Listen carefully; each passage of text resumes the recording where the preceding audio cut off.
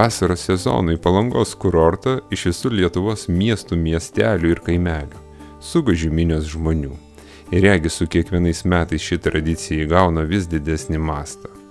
Tad pareigą jaučiantis aplankant Palangą, būtinai praeiti Jono Basanavičiaus garbei pavadintą gatvę. Dažniausiai nevengiam aplankyti ir beveik pusę kilometro į jūrą nusidriekusi tiltą.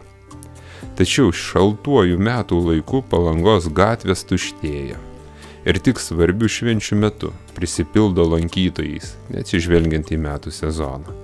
Bet tikrieji jūros ir vėjo entuziastai, nepabūgę lietaus ir šėlstančio vėjo, net žvarbę sekmadienio popietę, ryžosi pasitikti šią gamtos stichiją tiesiai ant jau minėto Palangos tilto. Tačiau užsukome ir mes. Pažvelgti, kaip atrodo vėjas.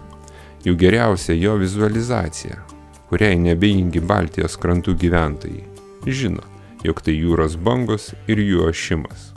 Tiesa, pačiame Palangos tilto gale dar buvo galima išgirsti, kaip vėjas skriedamas per šį ne vienos audros išbandymus atlaikiusi tiltą, tarsi per gitaros stygą įgaudavo vis kitus garsus, kurie susiliedami su jūros simfonija sukuria savotišką garsų muziką, kurį matyti ir traukia čia užsukusius.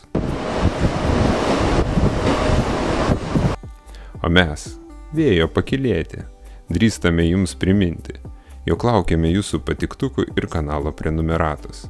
Žinoma, nepamirškite rašyti komentarų ir dalintis šiais video su draugais. Juk Klaipėda TV, kaip ir jūra, visada arčiau jūsų.